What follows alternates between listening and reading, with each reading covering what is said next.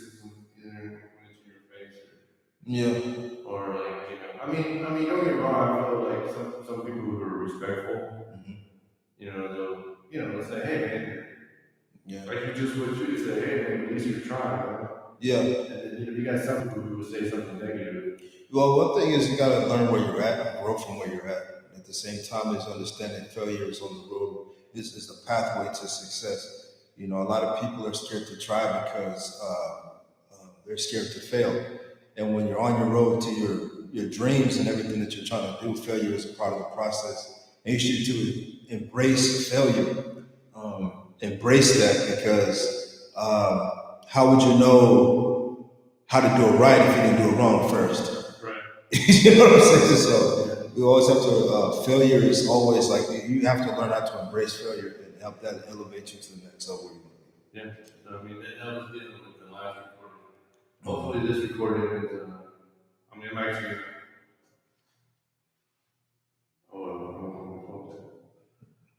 Anyways, it doesn't matter. Steve, what's up, man? What's going on, bro? Finally got to make it in. Finally, after I don't know how many months of chasing. Yeah. We've been going back and forth. Yeah, scheduled. Busy. So, like, I guess everybody know our histories from Paradigm. Of course. Kickboxing gym. We've been up in there since October, and then I've sparred. I think I've only gotten sparred with you like once or twice. Yeah, I think Coach put us together maybe one time. And then I think even the first time I sparred with you, you were. Well, that was right after Kevin. Yeah. And then I mean, at least I was going with the motion, but that's when I think that's when we kind of made a connection because you were like, "Hey, man, you all right, man?" I was like, "Yeah, I'm fine, man." You got pissed off. This is Kevin, man. That boy Kevin. I don't mind talking about that either, but yeah, Kevin, man. He was, I've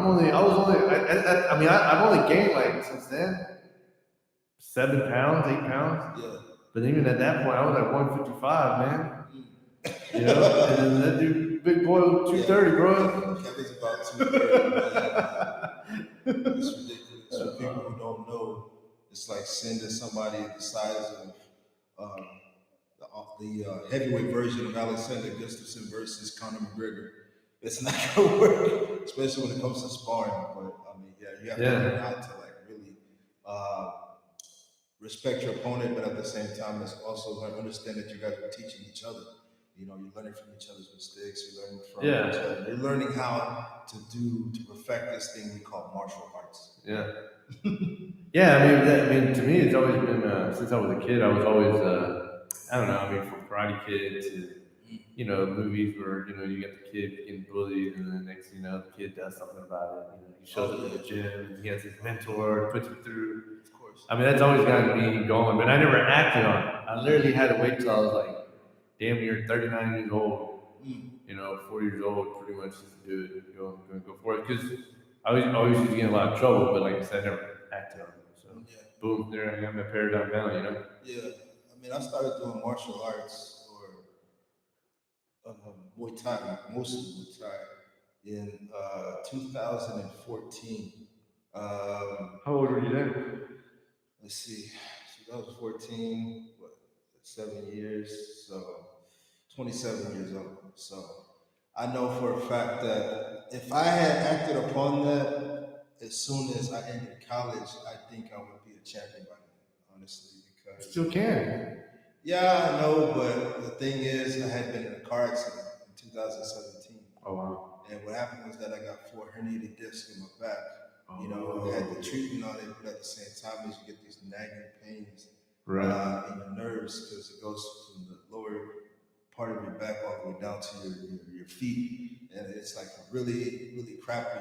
You know what I'm saying? There are times when we were sparring, and I have to stop, not because I'm tired, but because I'm like, you can feel that sharp pain. It's just like somebody stabbing you in the back, like really stabbing you, literally, repeatedly, and you have to like really like relax. You know what I'm saying? Wow. So like, there's like special stretches I gotta do to get myself loose and stuff like this, and I've talked to Coach understands as well. Yeah. But either way, sometimes I gotta tough it out. Now, like I said, if I had like my work ethic, if from when I did football, I know for a fact, without a shadow of a doubt in my mind, I'd be a champion right now. Right. And I believe it with my whole heart, and that's no gas. Yeah. Oh man, but I mean, you know, you still, like you said, you're still going to the gym. Yeah. Still showing up. I see you there, you know. Yeah. You know, most definitely. You got to for your health. Yeah. So I mean, dude, that's the reason I'm there. Like I said, the whole reason. I mean, obviously, I'm drinking a beer now, but I mean, I had definitely got a little carried away at one point, and then I went and told coach, I said, yeah, you know, I want to come in here. I'm gonna, I was just tired of going to bars, going hanging out. And, you wake up. Well, pretty much no. Let me back up. The other way of looking at it was using that as a reason to go and just kind of just relax, or and then it was. I mean, pretty much, man. It was. I wasn't challenging myself, I mean, I was still working out, I was still running, still doing things for myself, but I still didn't feel I felt that that challenge. And then boom, I had before the pandemic, I had always looked up to Paradigm because Colin Wright, and I had met him at a bar to be speaking of, and then all of a sudden he told me, and I kind of told him what I wanted to do, and then he explained to me, dude, Paradigm, bro, I'm there, blah blah, and we went back and forth, and the next thing you know, I showed up Paradigm, and then boom, pandemic happened, and then no, let me back up. Something had happened, but yeah, because I know the gym had closed down, so I was supposed to start a little bit before that, and then I didn't, and then the pandemic hit, and then I knew the gym had closed. Then I started Paradigm, but I started Paradigm like in October of last year. So I've been there. I didn't begin doing Muay Thai at Paradigm. Actually, used to start. I started at Elite MMA, and that's where I met Trevor Giles. Right. Trevor Giles is UFC middleweight. Matter of fact, he just fought on the card with McGregor and Poirier a couple of weeks back. Unfortunately, he got knocked out. Unfortunately. Oh yeah, that was the heavyweight. No, he's a middleweight. He's a middleweight. Yeah, 185. He got knocked out. I forget the guy's name, but he knocked him out in the second round. But the thing is, Trevor was like, I think, on a 3-fight winning streak. And he was actually looking to cement himself in the mix, the middleweight division, because he hadn't had like a quality win. In fact, he was supposed to fight Kevin Holland a couple months ago, but the day of the fight, they said he passed out. He did? Yeah, he passed out. I don't know what the reason was. Wow. He passed out. Maybe it was because of overexhaustion to make weight, or whatever the case may be. Yeah. But again, it's around the time of the pandemic and all this other stuff like this. So only God knows what could have happened. Right. In that particular time. But had he had beaten Kevin Holland, he probably would have cemented himself up there, and that he probably would have put himself in the class of being ranked. But he's still unranked. But I used to spar with that guy, and it was not pretty. We used to beat the hell out of each other. You know what I'm saying? Yeah. But mostly him getting the end of it. But which is why he's in the UFC now. But he had been there longer than I had, so I mean, I give him the edge. But at the same time, I know I can. What's his weight? He's 185. 185. Yeah. So he right now, he's actually also a Houston police officer. Oh, it's HPD. He's HPD, and he does UFC. Oh, okay. Yeah. But then, so you trained with him at Elite, and then that was at what year? In what year? This is 2014 to 2015. Then I left Elite because the price is too damn high. You know what I'm saying? Yeah. But then I got back into MMA back in 2017. I started going, and then that's when I got in the accident. Wow. Yeah, that's when I got. So 2017, you started that new gym from Elite, and then you were going, and then that's when the accident happened. Yeah. Wow. How many months were you at that gym before that happened? I would say like 2 or 3 months. 2 or 3 months. Yeah. And you were rocking. Actually, it was actually 2016. Yeah. And I started going, and then January happened. So about maybe a good 5 months, I was going, and then the accident happened, and it took me out for a considerable amount of time. But like I said, before that, you were rocking. Huh? You were probably rolling. Yeah. Going in and doing your thing. Of course. Yeah. So Coach G gave me that history, so he's a good dude. Yeah. Oh, so Coach G was there too? Coach G has always been there. No. Okay. Yeah. Not at Elite, but at a Paradigm. No, yeah. Paradigm. But Coach G's already been, he's an OG. Yeah. From the very beginning, him, Coach Leroy, and the rest of the guys have been. Yeah. Mm-hmm. And then so accident happened. That took you out for how long? How many months? I want to say about a good maybe 5-6 months. 5 6 months. Yeah, about 5-6 months. But I was actually kind of like, a part of that had to do with the ongoing case, because I still wanted to go out there and do something, but it was a case being made because it wasn't my fault, the accident. So the lawyers involved and everything like this because the person didn't have no insurance or whatever.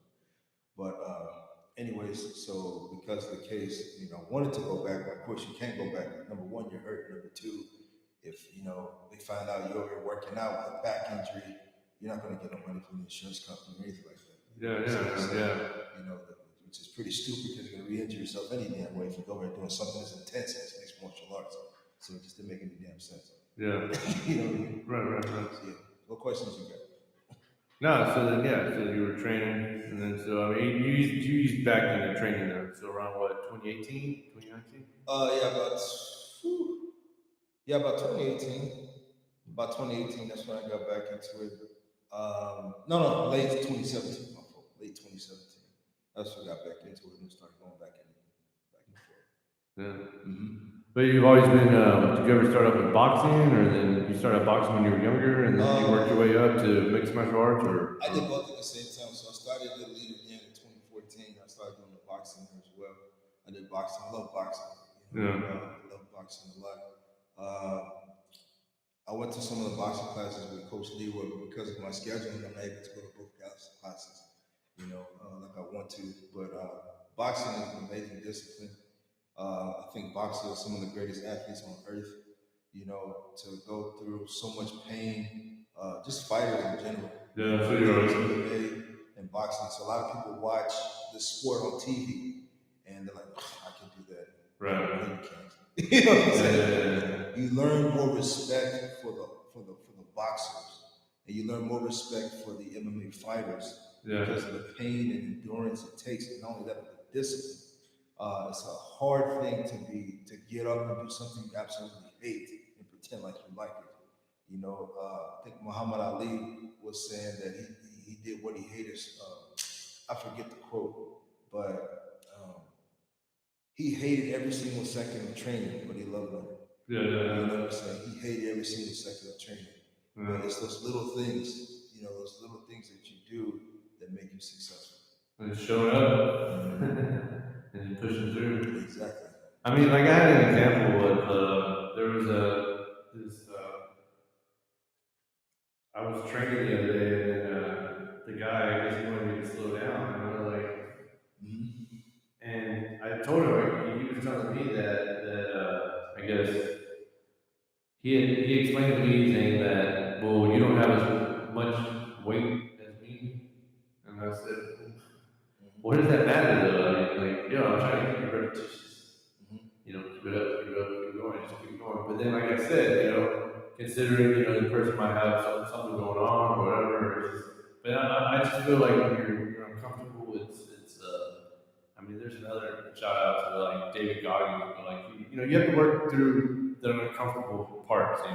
If you feel uncomfortable and it's hurting, whatever, you got to push through. Yeah, you have to tell your mind, I can beat this. Right. And the guys who train with me, whenever we're on the pads, I always push them.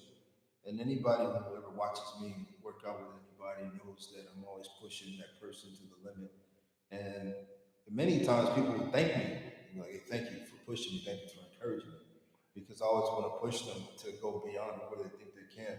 And because I want the same for myself, I don't want nobody to give me no easy route. I also put that in life too, I don't want something to be given to me. I never want anything to be given to me. Yeah, sure. I mean, of course, when you're younger, you kind of like things being given to you, because you're used to it. If you're young, you don't know. You're learning about work, but as you get older, you want to, you want to earn it.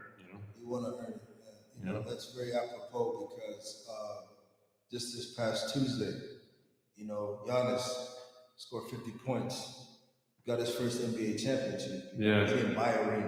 Buying a ring, you can go ring chasing with LeBron and the rest of these guys joining and making a super team. He wanted to earn it. You know, a lot of people say, well, it's because of injuries. I mean, it's a part of the game. I mean, even he was injured. You know what I'm saying? Yeah. He had presented of his knee in the Eastern Conference Finals, but he still got to the finals and was basically red shot. And he earned it every single step of the way. And that's coming from a guy who was, you know, an immigrant, you know.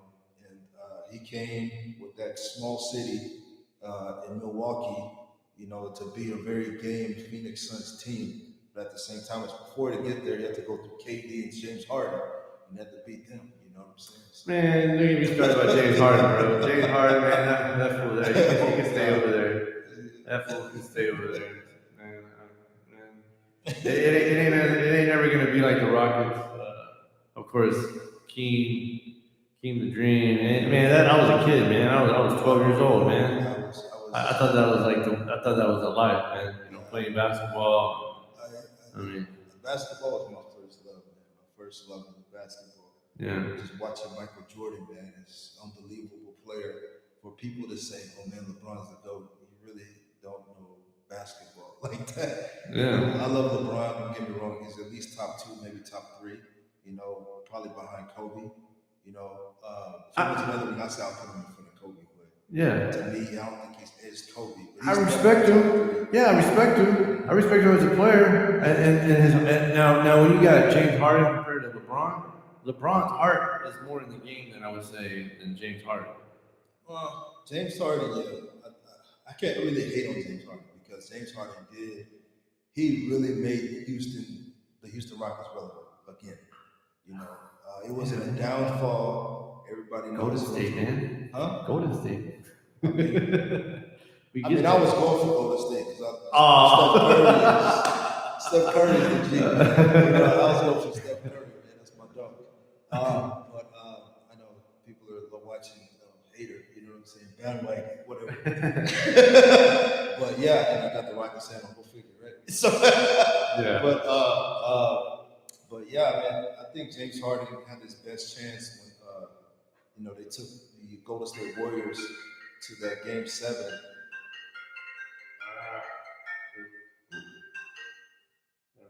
Technical difficulties. Yeah. No, but when they went to the Game 7, but CP3 was unable to play. They probably would have won that year if had CP3 not have.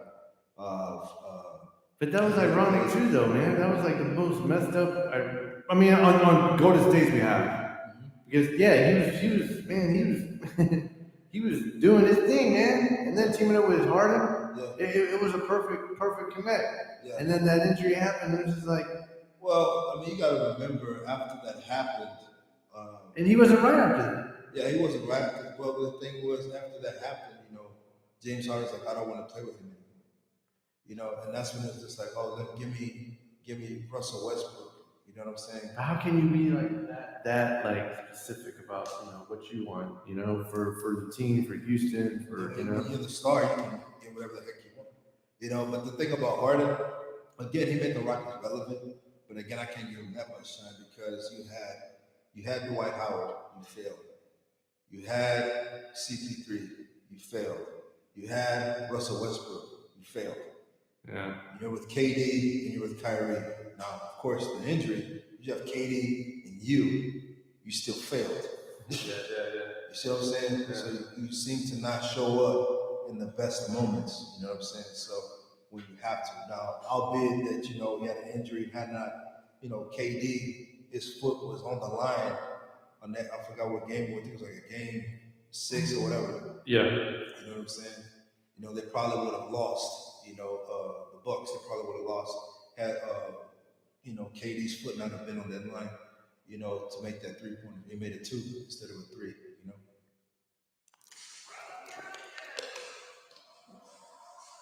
So I was trying to test our recording as we talk. Sure.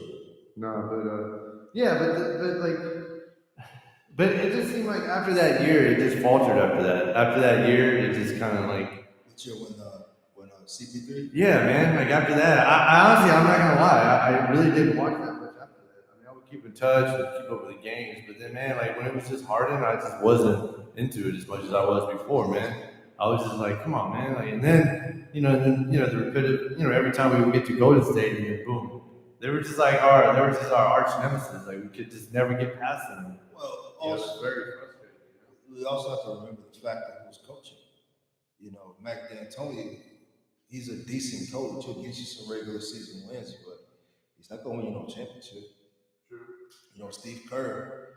See, Steve Kerr was a smart mind. A lot of people said when he first got that job that he wasn't fit to be a coach for, the Golden State Warriors. But you got to understand, he was coached under Phil Jackson for several years. He was coached under Greg Popovich, won championships for several years, and he also was one of the head guys in Phoenix. So he were elbows with D'Antoni about that offense. You mix that together, right? And you put that with Steph Curry, Klay Thompson, and Draymond Green. How can you lose? And then you add KD to the mix. When he was there, you can't lose. But it's that expertise, that tutelage that he was sitting under. That's what made him a better coach, and he just basically outcoached Mike D'Antoni. Yeah, so we're echoing. Oh, really? This whole time? I feel the echo. Oh, really? Yeah, kind of. Hello, test. Yeah, but it's yeah. Test. Go ahead.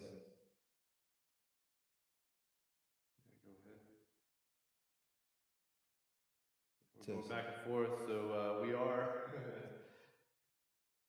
testing as we go. Test. Testing. Test. There we go. Maybe it was the setting on the mic. I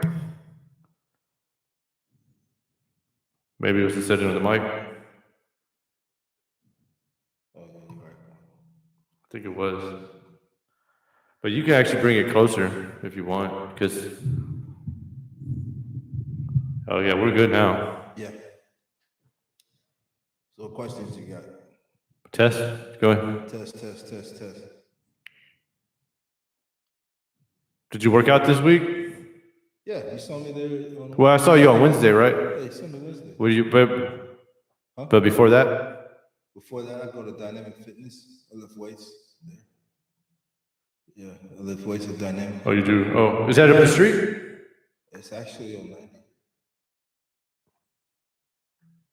It's right by Paradigm. It's on Highway 90. Highway 90 and there. Highway 90?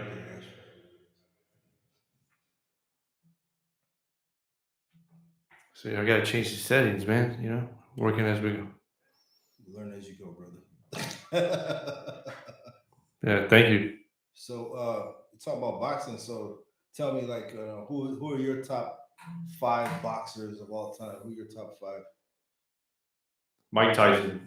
Okay. Number 1. Number 1, Tyson. That's not bad. Okay, he was. Yeah, Tyson, no doubt.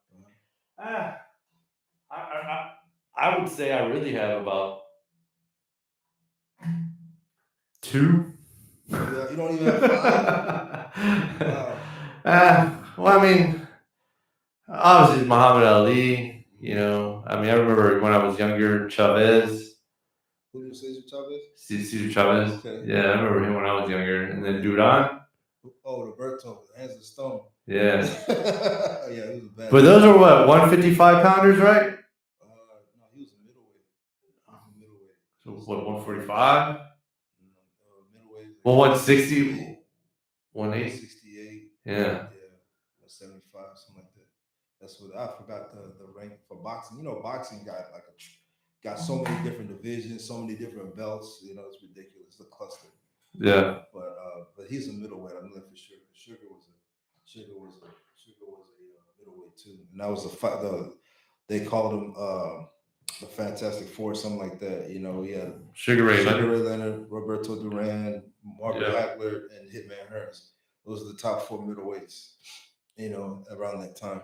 No, Sugar Ray Leonard. I remember him too. Yeah. The whole. I've talked about it before. It's been like the Warner cable box on top of your TV. Mm-hmm. Back in the day, and then your mom paid.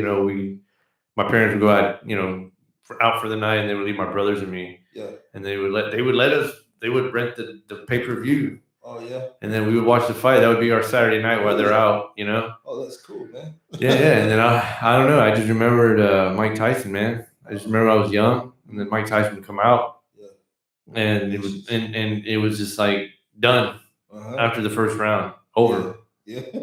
Like, you know. Yeah. And then as a kid, I remember, you know, he would get in a lot of trouble, and I was just like, man, what's up with this guy, you know? Because I also, you know, of course, it was always the making fun of his voice and everything, but then also it was at the same time where it was like, I don't care how the dude speaks, man. That dude, vicious. Yeah, that dude's the thing. Yeah, like I even knew that as a kid. Like, yo, like whether he talks, not talk, whatever, man. Like that dude's. And then, you know, now I'm like obsessed with him. I'll be honest. You know, I watch his podcast. I can't watch it too much. Hot boxing. Yeah, hot boxing. I watch it though, and it's interesting. And he says some interesting things in there. Yeah, Mike Tyson, he came a very long way, man. Yeah. From a guy who came from Catskill, from a guy who used to get picked on. You know, the first fight he had on, somebody ripped off his pigeon. Is it the head of the pigeon that he had? And that's what like made him get so angry, and he started beating the kid down. He got into, you know, robbing people and stuff like this, and that's they got into their boys' home. And he met a guy, and that guy, he got him to like, you know, to go start boxing with Cus D'Amato, and I was like a true father figure to him. And a lot of people don't realize how important a father figure is, especially in this time that we're living in. You know, a father figure is very absent. You know, but we saw the effects with Mike Tyson when Cus D'Amato died, because that guidance and that affirmation wasn't truly there anymore. That voice of wisdom wasn't there anymore. And we saw him fall basically like a snowball effect, you know, when it came to choosing a gold digger for a wife. You know what I'm saying? Yeah, Robin Givens. Yeah, getting himself in trouble with that lady from the Miss Black America pageant, whatever it was. Which was a setup. Yeah, which was a setup. A lady even told one of the girls there, I'm gonna get some money off of this man, you know, and going to jail for. Yeah, I mean, I hate to jump off subject, but that's like the same thing Deshaun Watson's going through, you know. The Texans set up Deshaun Watson. I repeat, the Texans set up Deshaun Watson. I believe he got it's true. I believe he got set up. Yeah, I think they knew what he was doing way before. I think they let him wild out a little bit more. Actually, one of the masseuses was recommended by the Texans. Well, I mean, yeah, I mean, you know how it goes. Though. I mean, it's even like, you know, where I work at. Yeah, it's a community, you know. Yeah. And they knew, man. Like I said, what I'm upset about is that, you know, he's still a young guy. He's still learning. Mm-hmm. What would you do with $30 million in your fucking bank account? You know, it's like. The question is this: you're Deshaun Watson. Why you have to pay for sex? And that's another question there but too. At the same time, is like, how can I say this? He could have got any woman he wanted, but at the same time, I don't think that all of these allegations, you know, in my heart, like just after like hearing things about Deshaun and who he is as a person, I don't think he actually did that type of stuff. Now everybody's innocent until proven guilty, right? You know what I'm saying? Yeah. But just by the looks of it, and actually just my spirit didn't feel like this man is involved in actually mistreating women in that type of a way. Now he may have had sex with them, probably, yeah. Yeah. You know what I'm saying? But I'm pretty sure it was consensual. You know what I mean? Well, yeah. I mean, also have in mind, none of the cases were. I mean, the charges are not criminal. They're just it's just the fact that he got a little too happy. Now, one can say, "Oh, that's the reason why he went out of Houston," or one can say, "Oh, the Texans put him up to this, so no, the team would want him, you know, to be traded, you know, because they wouldn't want to put up with this mess, you know, of the situation and destroy his character while you're at it, which starts to happen to a lot of Black athletes." True. Yeah, that's true too. Mm-hmm. Vince Young is a perfect example. Oh man, I think just Vince Young. I got pushed by him in a club the weekend after he got dropped by Cleveland Brown. I think Vince Young, he did that to himself. I don't think he set anybody up from the football. No. Well, but I'm saying as in, I would feel. I feel somebody like him, or just any man who's in those type of situations, they need to have a mentor, a very good mentor, if not a father figure. Michael Jordan had his father. After Michael Jordan, they showed it in Last Dance. He had the security guard. Greatest sports documentary of all time. Yes. Yeah.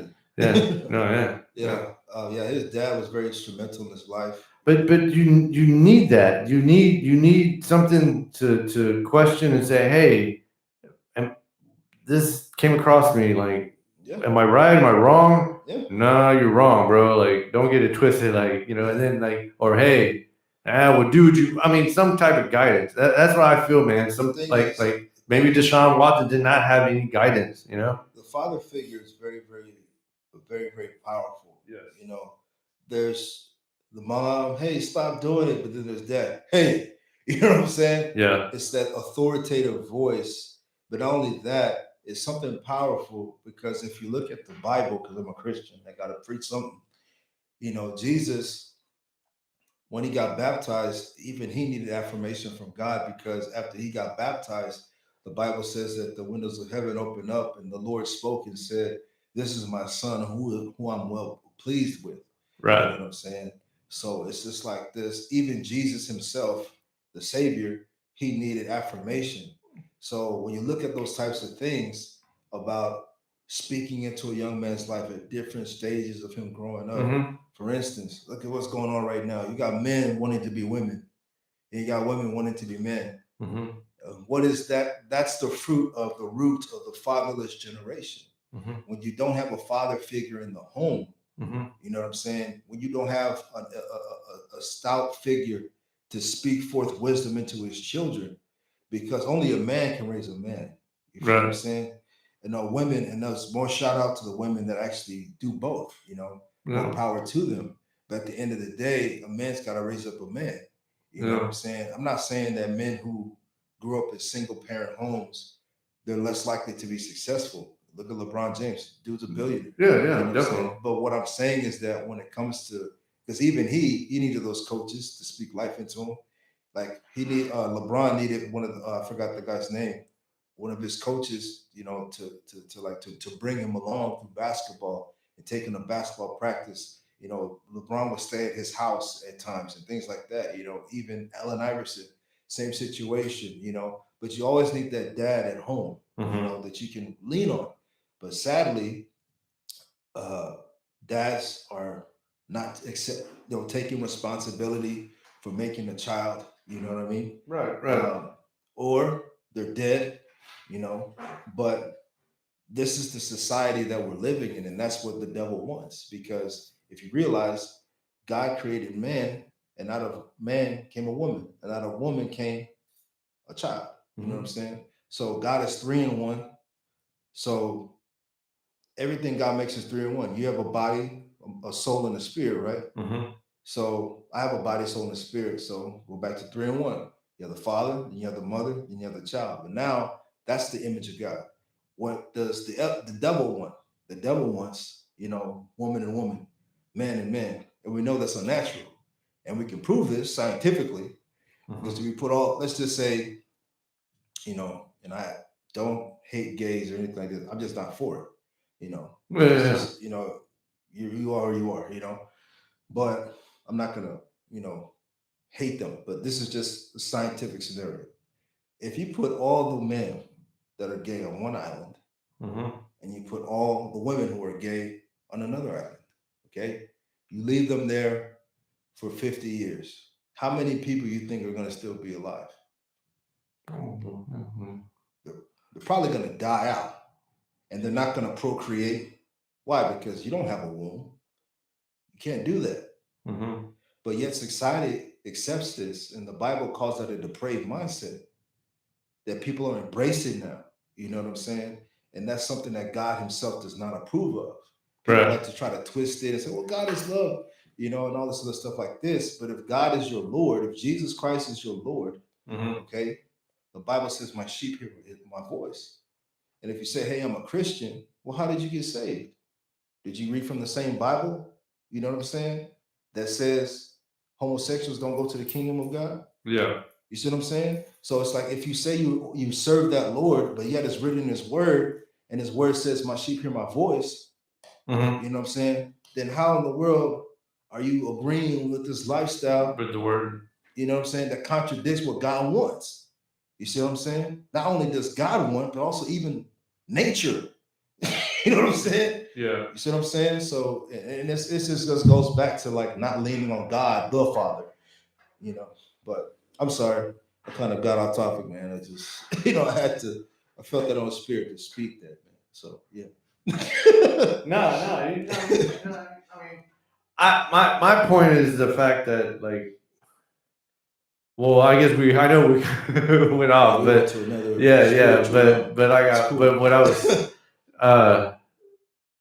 Deshaun Watson, I feel if he was my friend or my buddy, I would have been like, hey man, you know that the text messages are I mean you're DMing these girls, blah blah, like I don't know, something whispering in his ear, somebody. I mean, I'm just saying, like I feel. I mean, you're like you yourself. You're a very big part of something else that's a very important. Something that's important, which is you're a quarterback. Mm-hmm. You're part of this franchise. This franchise is a lot of money's involved, accountability. So I feel when that's going on, there needs to be, I mean, I hate to say it, even if there has to be a lawyer involved or somebody, maybe, I don't know, maybe the agent dropped the ball. I don't know. All I'm saying is like I just don't know how Deshaun Watson got into that zone of and I mean, who knows though? I mean, like you said, I mean, it could have been, like you said, it could have been very well them setting him up.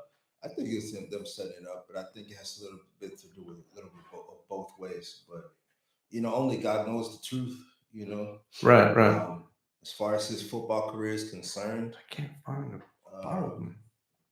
I can't be too certain if he's going to be in a Texans uniform or whatever like this in the coming years. But at the end of the day, one thing I can commend Deshaun Watson on is the fact he was willing to fight that case to commend for his name, because that's all you have in this world is really your name.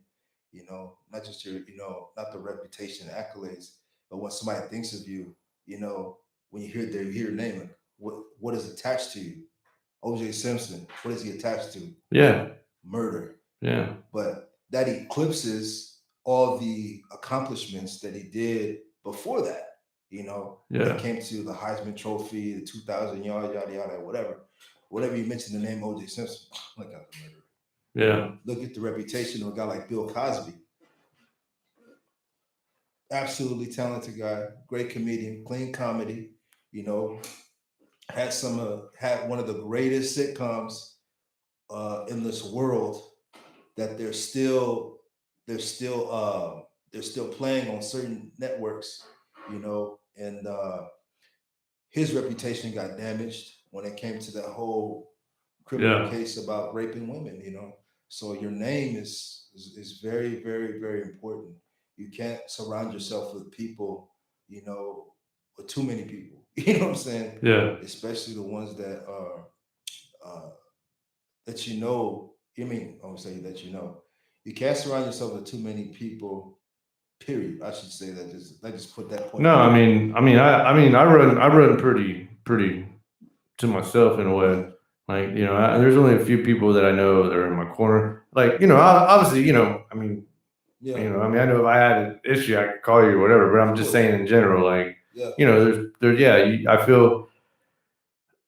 I don't know. Since I got out of the Navy, there's you got to have a go-to person. Yeah, there's very few people in this life, because some people are like, TD Jake said this. Some people are for what you're for. Yeah. Some people are against what you're against, and some people are just for you. Yeah. General, they just want to see you succeed. Yeah. There's some people that you can pour into. Right. And if you can find 2 or 3 of those people, and you're blessed in this life, that you can find 2 or 3 people like, I can come to this person to encourage me, or tell me the truth about something, about myself, right. That you yourself in the mirror, you can't see somebody that's really close to you. can tell you like, hey man, you need to change, bro. Yeah. You know, and I think a lot of people need that. You know, I think everybody needs that. Well, I think the basis of our subject was kind of like how we were saying, like young athletes, young minority athletes. Yeah. Another would be example. We could go. We could go. I know we could go another direction. Would be about Aaron Hernandez too. Man. I mean, there's a lot of athletes, man, that I feel. Like I said, I'm pretty much a man now. So I hope, nah, what I meant, like I'm 40 years old. You know, it's hard to still for me to say I'm 40. You know, but my point is that 40 is the new 30. Bro. I'm old enough to realize as a man, you know, you got like you said, LeBron. He was raised. You know, he had no father figure. Yeah. I'm sure he had a good mentor.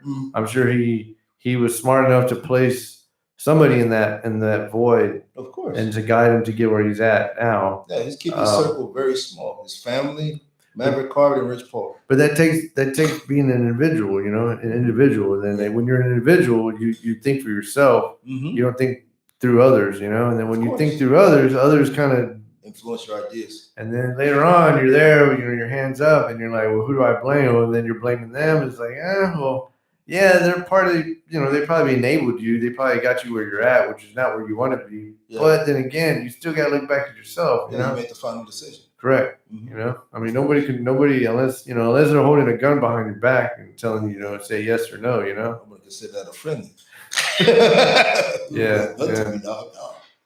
Yeah. So you had mentioned earlier that you were involved in a relationship. I don't know if you want to speak about that. I don't want to speak about that. No. Well, I mean, you know, like no. What I guess we're going to another subject now. The other subject we've been, you know, so still single, 40 single. But the story goes, you know, I was, I mean, I've heard it. People are like, yeah, that's still not a good reason. But I mean, I was gone away for 5 years from Houston. You know, I was military contractor, and then I joined the Navy, and then I got out. And then when I got back out, you know, of course, some friends I grew up with were married. They had kids already, and then boom, you know, I'm still picking up the pieces and starting from scratch. Yeah. Back out of the Navy, you know, moving back to Houston, getting back to my home. But then boom, fast forward, and boom, here I am, you know. Yeah. Podcast studio, trying to still make this better. Kickboxing, keeping me busy. Yeah. You know, not drinking as much as I used to. Pretty much just taking it easy and just taking it really slow. Do you ever see yourself getting married? Yeah, I do. But at the same time, it's I'm being very careful, because then again, you know, I mean, as of right now, I am. How can I put it? I'm busy, and then, you know, me being busy, kind of, I have a lot of things filling that time that I have, either with working out at Paradigm, doing kickboxing. Yeah. I'm there about 4 or 5 hours a week, 6 hours. Because I do now. I'm going to Coach Leroy's class now. You doing boxing? Yeah, I'm doing that on Saturdays. Okay. So I definitely do that. Yeah, I need to start going back to a class on Saturdays. My schedule just hasn't permitted, but I'm gonna try to start going back to the class. Coach Leroy was a hell of a teacher. So he's a hell of a coach. So doing that with Coach G, and then after that I do the you know, Coach Leroy with boxing, and then the Coach Leroy throws you back to the Navy. And the ending part, I'm already addicted already, because he does the synchronized crunches. He does the synchronized. I just wish that he did more sparring. Yeah. You know, I wish he did more sparring on his classes sometimes. You know. Yeah. For us to, like, you know, really spar like they do in Muay Thai. Yeah. You know, if he does have a sparring class, I probably don't know, because I haven't. There was talk about it, but they never did it. Yeah, and there was talk about it, and I think it's probably more. I don't know what it is, really, to be honest. Well, I know the pandemic had a little something to do with it, but I know it had to be like the pandemic, because I know they used to do smokers. Yeah. You know, and Coach G has been talking about doing some smokers, and that's something I like to participate in. You know, just to test myself. Yeah. You know what I'm saying? Yeah. Just to test myself to see, you know, where I'm at, you know, skill wise. You know, it's always good to put yourself in that position to see how much, you know, you've learned and how what you've learned can be applied in when you're facing a situation when you're in a literal fight, other than sparring. But smoker, I think, is straight hard sparring. So when somebody's really trying to kill you, you know what I'm saying? So, But I mean, have you? So how many? I mean, have you done smoker in the last 2 years or so? nah, Or? I've never did a smoker before. I Yeah. just did sparring, but I was something I would like to try. Yeah. Is Have you ever been to a smoker? I haven't been to one. I've actually seen them on Yeah. YouTube and stuff like this. Yeah. You know, people really do get hurt. Yeah. You know, Yeah. people really get hurt, but you can't. I think. Well, I don't know if it's you know gym to gym, but you can't use elbows, and I don't think you can use knees. You know, I don't think you can do that. But Can you do? Can you do to the head? yeah, because you're wearing headgear. Okay, so you can do the head. You can punch him in the head. You can kick him in the head. You can kick him in the legs. You just can't knee him or elbow. Yeah. You know, but unfortunately, you know. You know. Yeah, I'll be down for the kick to the head. Huh? I'll be down for the kick to the head. Have you ever kicked somebody in the head before? No, I know I can probably. Well, I don't know. I'm talking shit right now. But I think maybe I can probably pull it off. I don't know. I'm not there yet. You don't practice? I'm not. No, I do, but I'm not trying to. I try not to. I just go and do the work. I try to do the work, and then I just let it speak for what it is, and then I let the sparring kind of speak for what it is too. Yeah. I mean, the only thing I can say from when we first met to now, I don't know. I've slowed down and I'm more calmer to a point. Nah, I know. Coach would probably be, oh, we're not there just yet, but I can say I've gotten a little better, a little more focused, just a little bit. When you're sparring, or just when you're like, you know, hitting the pads or whatever. No, when I'm sparring. Okay. Because when I was sparring, I was a little hesitant. I was hesitant, a little bit more, like not sure of myself. Didn't want to get, you know. Yeah, I remember. Yeah. But then again, like I said, it was kind of cool because I mean, like I said, things happen for a reason. When I sparred with Kevin was big, so I knew I wasn't gonna be able to knock him out. Mm-hmm. So I knew, like, if I know.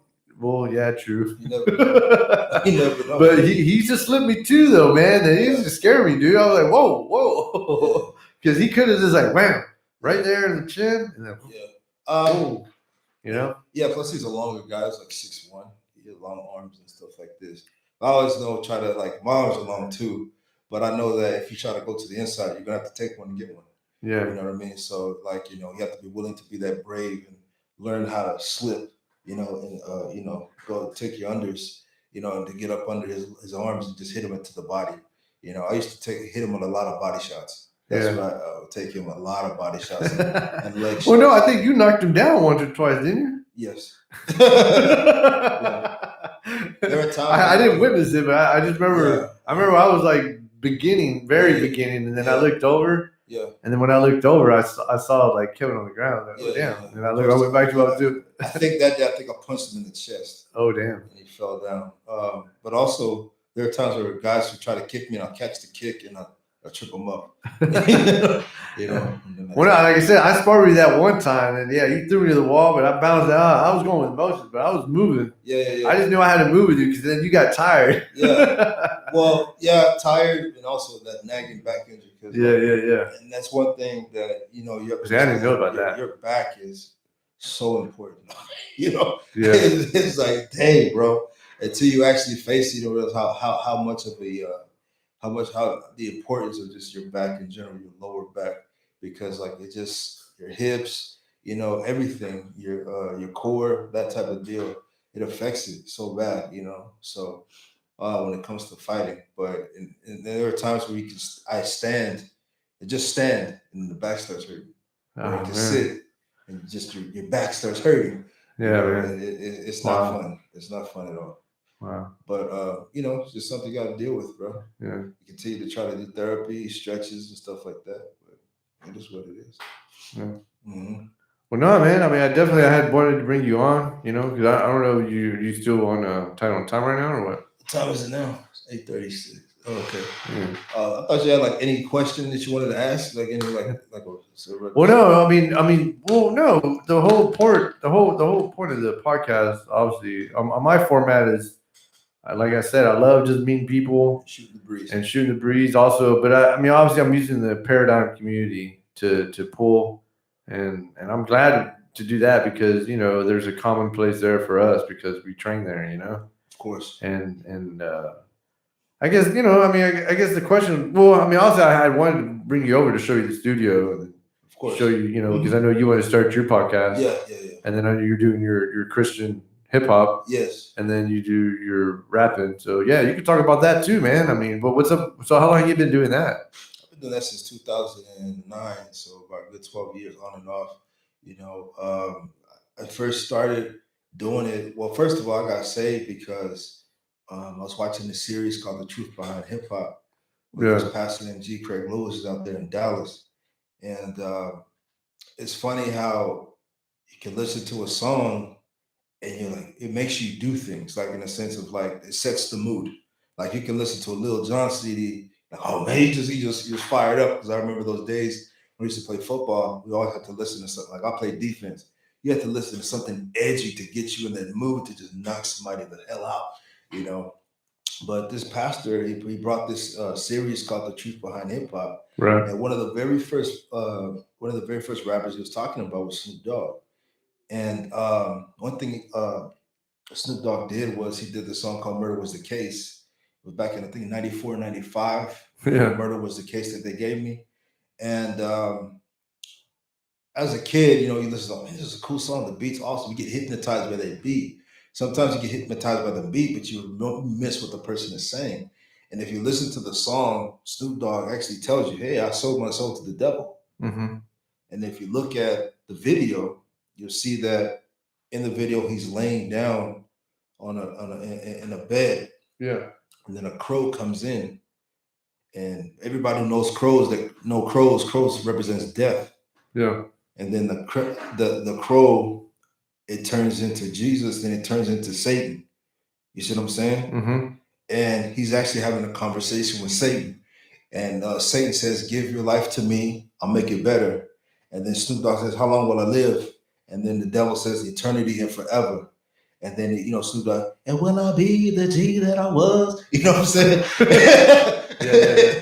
And then, yeah. And he says, man, I can give you everything you want and anything you've ever dreamed of. So if you really watch that video, Mm-hmm. you'll see that he blatantly tells you, yeah, I sold my soul to the devil. And many rappers have said that, they sold their soul to the devil. In fact, there's another video, for the Truth Behind Hip Hop, was talking about Jay-Z. Mm-hmm. And Jay-Z on the Black album, he has a song called Lucifer. And there's this thing called backmasking. And backmasking is when you reverse the song and there's and it was like a subliminal message behind it. Yeah. So when you play the song Lucifer, backwards it says 666, murder, Jesus, 666. Yeah. Why in the heck would Jay-Z put that in the song? You know what I'm saying? And of course, it's involved with all the Illuminati and stuff like this. So that's another topic. You know what I'm saying? Maybe that'd be next episode. Yeah. But anyways, so just hearing those things that shook me because this is my culture, Mm-hmm. that hip hop culture, that was me, and I looked at it like, dude, and that opened my eyes, right. To see that, even though I was a Christian, but I'm affiliated with these things, it was really destroying my spirit on the inside. Right.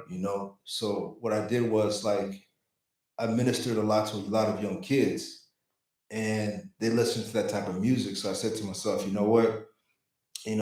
What if I, did music? You know what I'm saying? Right. As an alternative, not only to minister the word of God, but also to reach those people, to reach people and hit them in their heart. You know what I'm saying? So they can change. So I did that for several years at the church that I used to attend, ministering to people, and just really like using it as a tool to minister the word of God. So I mean, I've been doing it off and on. I took like a hiatus, because of the way things are right now in CHH. A lot of people, they're doing it not for, the Lord, they're just doing it for cash. They're just doing it for the money, and the authenticity of the product, is pretty much dwindling. It's getting Right. watered down, and it's about having the best song. It's not about actually, you know, pushing God's word and influencing God's people. And that's what really deterred me off. But God has like really been pressing on me, you know, to do something, Right. you know. So in prayer, and I'm just asking God, for wisdom and guidance to just like minister to this generation because like things are getting a lot darker than you may seem right now. I'm saying? Things are getting a little darker than No, it what it is. was I back in believe the day. that. So and I think that this entire world is in need of a lot of light, and I believe that you know whether one person listens to it or 1 million people listen to it, God called me to do it. I'm like, I just got to do I feel that. it. Yeah. Yeah, man. That's cool, man. Yeah, yeah, yeah. So that's been your motivation then, Yeah, to bring. that's been my motivation. Yeah. Mainly is just to reach people who are lost. I mean, this 2020, um, I did a collaboration with a couple of guys on the album. It's called The Way Out. It's actually on YouTube. You can go look at it. It's called The Way Out, and it's called from Fam Church. And we do with this album. We did a lot of H Town classics. We did some remixes. We did the songs over those iconic beats, like My Mind Playing Tricks on Me.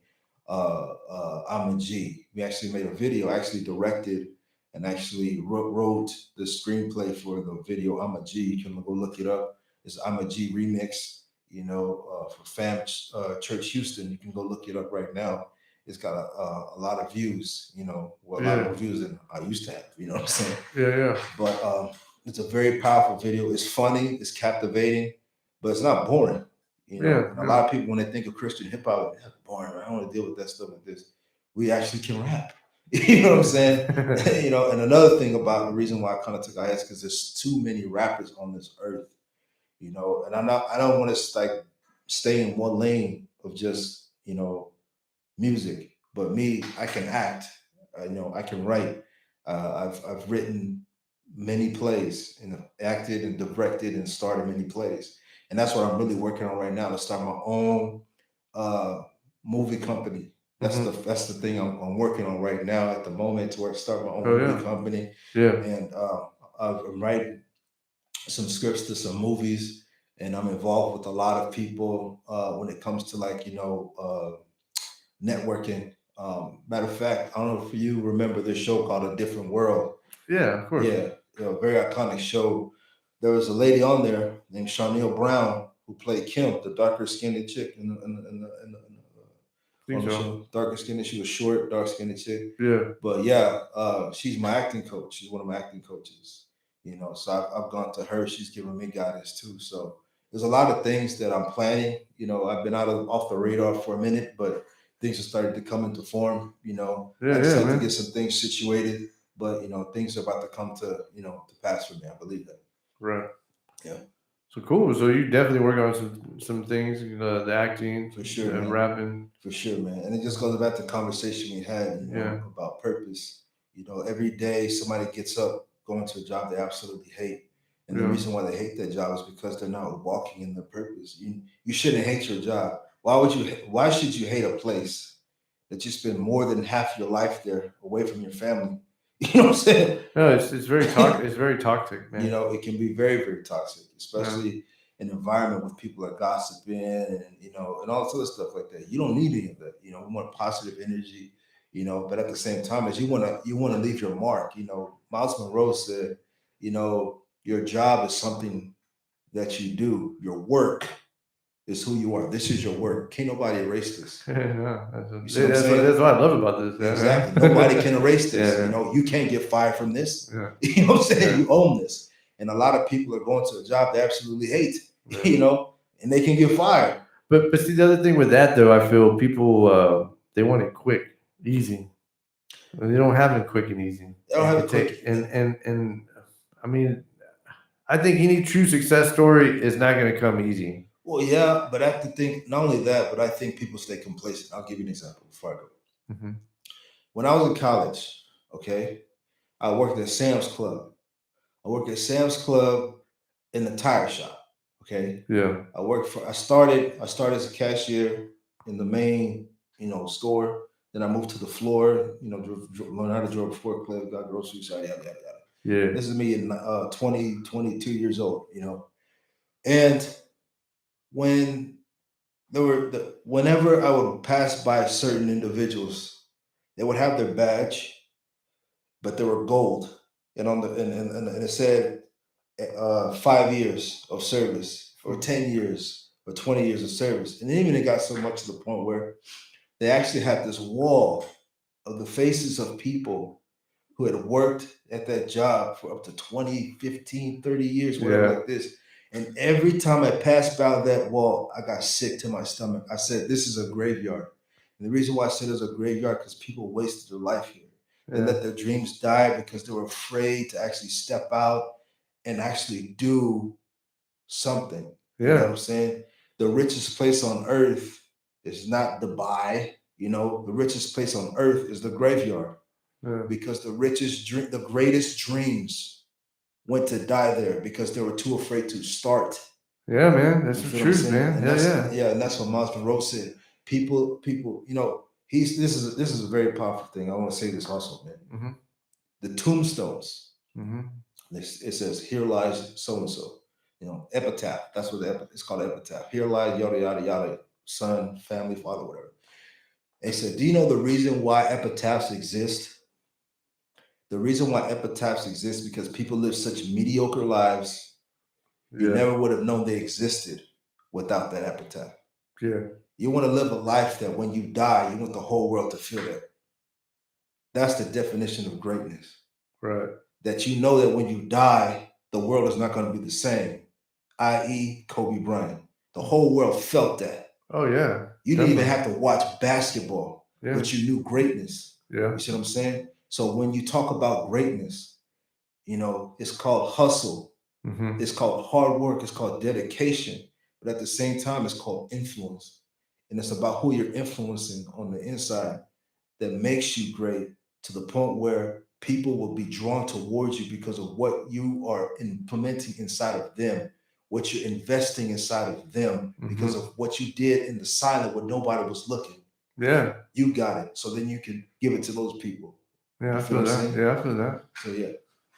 Hell yeah, man. Yeah, I mean, yeah, we can, I mean, yeah, no, that was definitely, yeah. I mean, I kind of live by that, That's good. Because, I mean, I don't know. I just come off like the fact that if I'm not here tomorrow, I mean, everybody's gonna say anything. I hope it's good. And all I can say, my conscience at night lays down, and when I lay down and I close my eyes, I know, I did some good deeds today, to where I can lay my head down and go to bed and wake up the next day and do it all over. And whatever's gonna come my way is gonna come my way. But no, man. I mean, yeah, I enjoyed talking to you, man. Yeah, for real, man. Yeah. And you got to come out and see the studio. Man, this is dope, man. I like this setup. I know you're still growing. Yeah, I'm growing. Hey, never despise the day of small beginnings. All right. Never despise those days. Man. Embrace these moments that you're screwing up on audio and visual. It doesn't matter. Moving it along. Exactly, because...